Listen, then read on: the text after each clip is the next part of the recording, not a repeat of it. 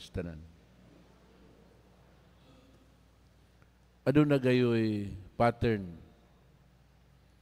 ang atong tagsatagsa ka bukasyon. Tawgon kita sa Dios ug ipadala kita niya sa usa ka misyon. Mga dinhi karon sa atong ebanghelyo, kitigom ni Jesus ang napulog duha ka tinunan. O katagan sila otoridad sa paghingilin sa mga yawa, pag-ayo sa mga masakiton, pagsangyaw may tungod sa gingarian sa Dios.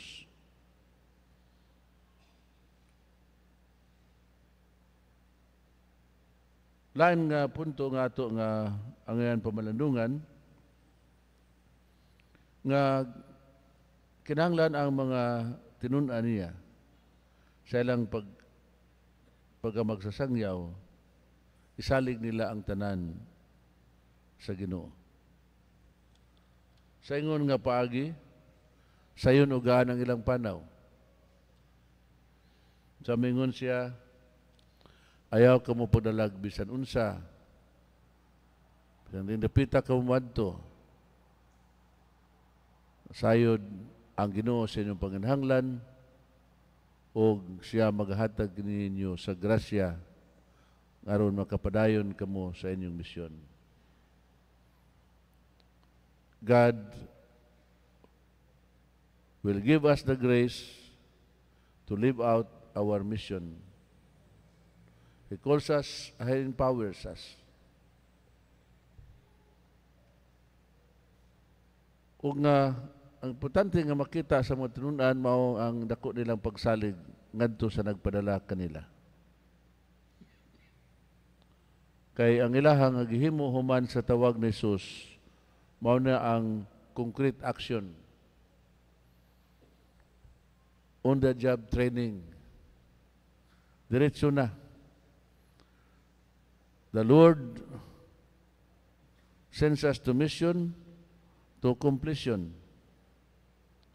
Samtang di na nato planuhon ang kalampusan, di sa nato planuhon ang kapakyasan sa mga misyon, we have to trust Him.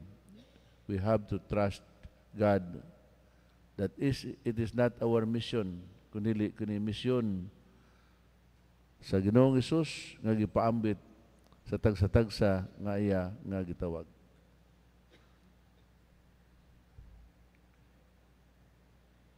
He calls us and He empowers us and do concrete action. Dili lang ordinaryo gyano nga mga balatian, kundi apil na ang mga giyawaan. Kaya ang giyawaan, mauning kamot gayud sa pagbabag sa kabubuton sa Dios. Pan sa pagikan sa mga tinunan, sa ilang pagsangyaw sa mayang balita, nakita nila ang gahom sa Dios nga mao ang nagagiya o tudlo kanila, nangatabang kanila aron mahimong malampuson ang ilang misyon. Dili ang kamalampuson ang ilang gitinguha, kundi ang ilang kamatinud-anon ngadto sa nagpadala kaniya ang Ginoong Hesus nga kahatagan ug katumanan kining maong misyon sa pagsangyaw sa mayang balita. Pagsangyaw sa mayang balita ngadto sa katawhan, pag-ayo sa mga balatian, sa mga masikiton. Kaniadto ug karon hangtod karon ang maong bulhaton nagapadayon. Daghan sa gihapon sa ato nga mga kaigsunan nga nagkulang pa sa pagkadungog sa mga pulong sa Dios.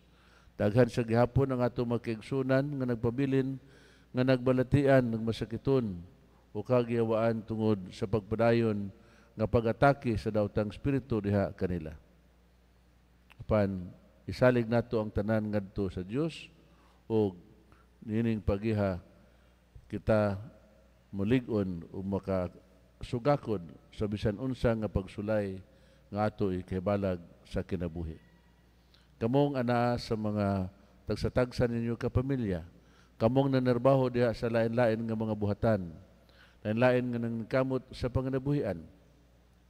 Mausab ka na ang tawag sa Dios alang kaninyo ug busa tinguhaon ninyo sa kanunay nga niining maong buhat ug misyon nga gisangon kaninyo kamo magmatinud-anon sa kanunay.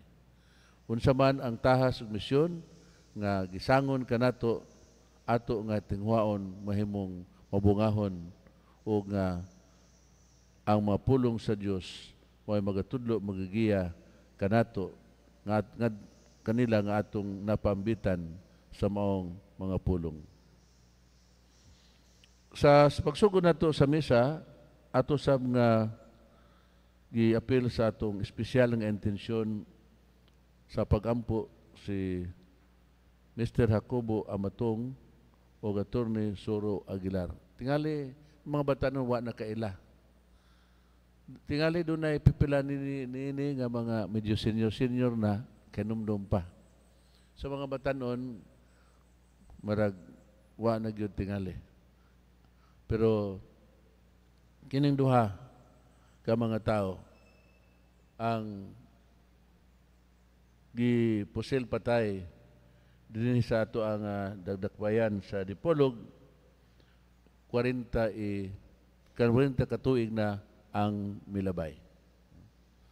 Kanang nay Amatong Street o Aguilar Street. Una nga diha silang dapita.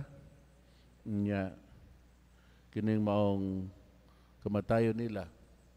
Dili gay nako hikalimtan tungod kay ako man ang nagdapit nila sa pag-exhume niadtong gipangpatay didto sa kabukiran sa Tampilisan, sa Molos Tampilisan. O nga ang ilahang mga prinsipyo ug baruganan mo'y naghatod kanila sa maong sitwasyon apan ang pagkabalik sa demokrasya may usa ka legasiya nga sila nakatampo sa pagbabalik diha sa katawhan. Dili lang sa Dipolog, sa Samud del Norte, kundi apil sa listahan sa tibok nasod nga Pilipinhon, sila nahimong bayani nga miula silang dugo aron nga mahibalik ang demokrasya sa atong nasod nga Pilipinhon. Si Jacobo sa media o si Attorney Soro Aguilar usa ka human rights lawyer. Itong panahon na kung maghisgot ka og mga kahimtang sitwasyon nga makasaway ka sa mga nagpangitabo og ipanghimo sa naa sa gobyerno, kanang red tagging karon sa una pa na. Ang imong kolor lahi na sumala sa mata sa naa sa gobyerno tungod kay kadtong panahon na ang naata sa balaod militar.